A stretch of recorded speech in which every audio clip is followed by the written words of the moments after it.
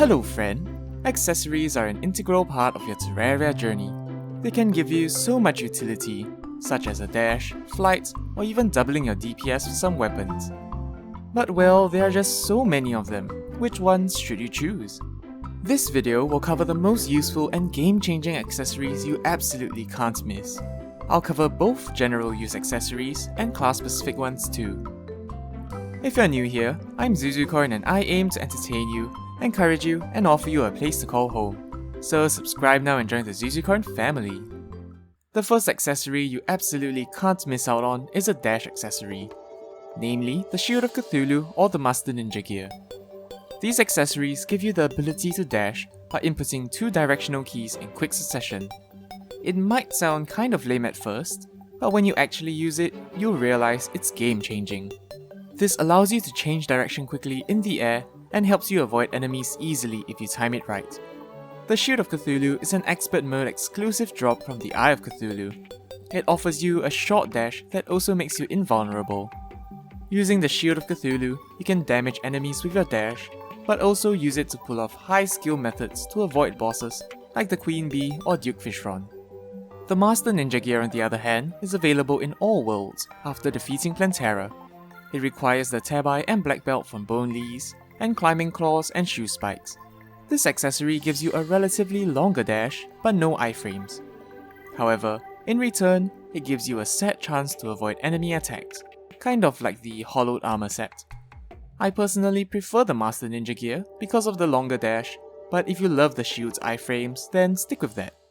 Next on our list, we have the Cobalt, Obsidian, or Ankh Shield. The reason for this is knockback resist. Without knockback resist, enemies will stagger you every time you get hit. This interrupts your movement, which can be detrimental for many boss fights. With resist however, you can simply ignore whatever is happening and focus on your movement. It's really useful for something like Plantera or the Wall of Flesh, since all those extra minions will really give you troubles with knockback. The knockback characteristic comes from the Cobalt Shield specifically, so this is accessible after you defeat Skeletron. The Obsidian Shield is simply an upgrade of the Cobalt Shield, and the Ankh Shield is yet another upgrade. You could argue that the Ankh Shield is something you can't live without, but to me, by the time you actually craft one, most of the debuffs become pretty irrelevant in general anyway.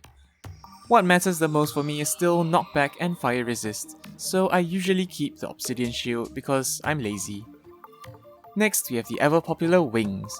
These are one of the most essential accessories in the game, to most people at least.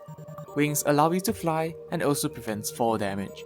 Once you get your hands on wings, you just can't go back to your lowly land life anymore. The mobility they provide is also really important for hard mode bosses, which tend to be much faster, tougher, and more challenging in general. Plus, there are lots of tiers of wings which you can get at different points of the game, so the progression for these are relatively smooth now. Wing haters would rather bang on their personal favourite, the flying mounts, which is indeed a viable alternative. Flying mounts free up one accessory slot, which is actually a pretty big deal. Lots of flying mounts also have comparable flight times, and they may have added benefits too. For example, the cute Fishron mount gives you additional damage when you pass through water, for example, and also negates water inertia, actually giving you extra movement speed in liquids. The Queen Slime mount is also really good, with the ability to hover and glide, and also deal damage, not to mention the ever popular UFO mount and Witch's Broomstick, which offer infinite flight. I do agree that these mounts are great, but there's just one thing that really makes me gravitate towards wings, and it's the fact that you can dash with wings, but not a mount. For high intensity fights like the Twins or Duke Fishron, these dashes actually save you a lot. Of course, at the end of the day, it's your choice, but I still believe that most of us can't live without wings. Next on our list, we have the boots, specifically speed boosting ones and their upgrades. Every time I start a new playthrough, I'm reminded of how painfully slow the basic walking speed is. It takes forever to go anywhere at all, and if you're an expert, you have basically no chance against the Eye of Cthulhu.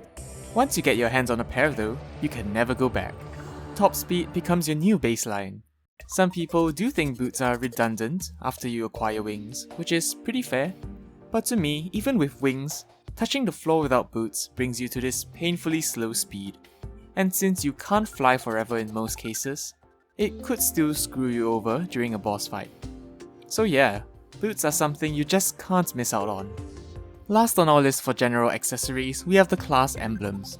These boost damage by 15%, which is really significant in most cases. Emblems drop from the wall of flesh and boost a certain type of damage. So if you're a melee user, try to get the warrior emblem. If you're a ranged user, get the ranger emblem, and so on. These can be upgraded further to the avenger emblem, and even more to the destroyer emblem. However, I don't think I recommend doing that, since the damage boost goes down each upgrade.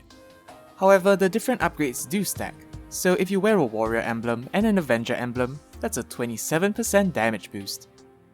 Most of the time, however, it's probably good to just keep the base form, unless you're going after the fire gauntlet or sniper scope, for example.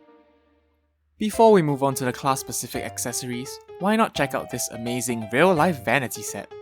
The all-new Zuzucorn merch line is now available, with exclusive jackets and pullovers, adorable Zuzucorn family merchandise, and the chic Horn Troller apparel series as well. Check this video out for more information, link to the store is in the description as well. And if you're wondering, I personally did buy a couple, and well, they look pretty good, so make sure you check those out.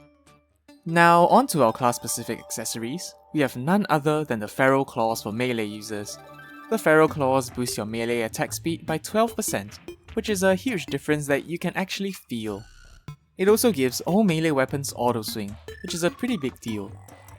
Furthermore, it can be combined with a Titan Glove to give extra knockback and weapon size.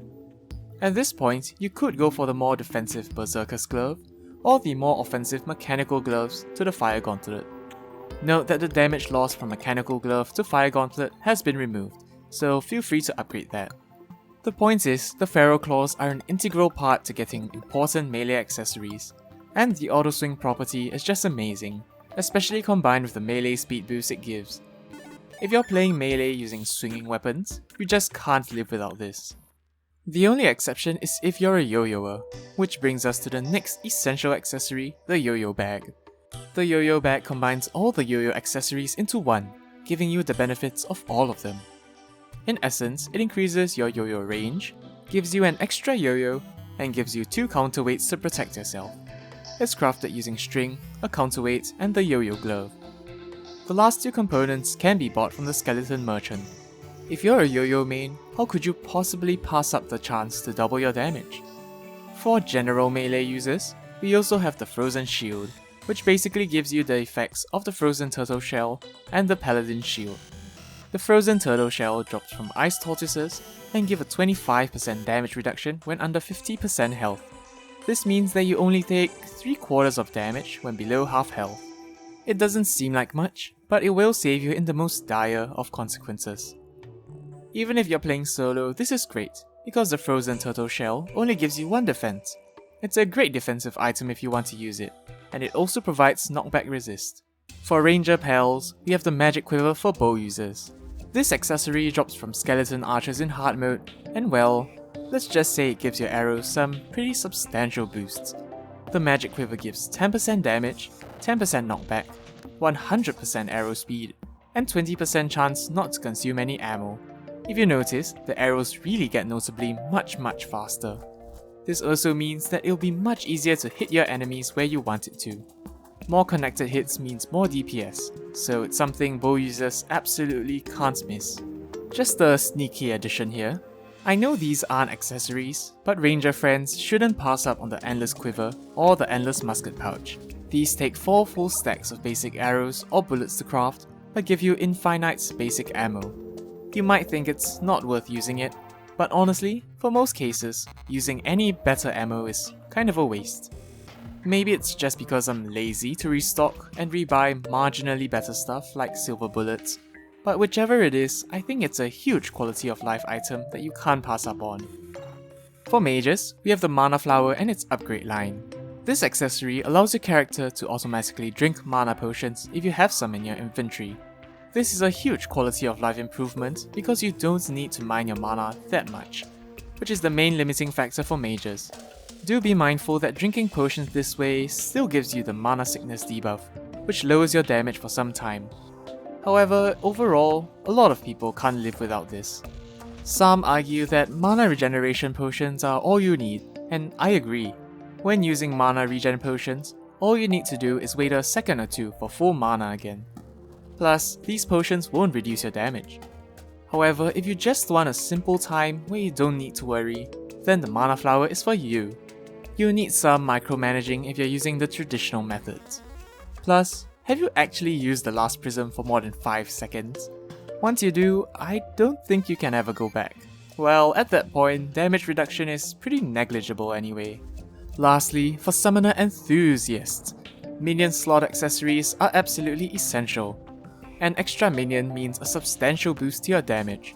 So here we have mainly 3 accessories. We have the Papyrus Scarab, the Necromantic Scroll, and the Pygmy Necklace. The Pygmy Necklace is the least flashy of the 3, giving purely 1 minion slot. The Necromantic Scroll comes next, which is dropped by the Morning Woods by the way. This gives you a minion slot and 10% minion damage. Lastly, the Papyrus Scarab gives you a minion slot, 15% damage, and an increase in minion knockback. If you could choose one, use the Papyrus Scarab. But of course, if you're really desperate for friends, stack them all for 3 extra minion slots. Minion slot accessories are just way too important to pass up on as a summoner. There is also the slight possibility of using Feral Claws and its upgrade. The Feral Claws will give Summoner Whips auto swing as well, which really takes a huge load off your shoulders. I don't usually use this because of a lack of accessory slots, but it's definitely a viable option as well. So if you enjoyed the video, make sure to subscribe and hit the bell icon too, for more Terraria guides and coverage. Do follow me on Twitter and Instagram as well for more IRL stuff.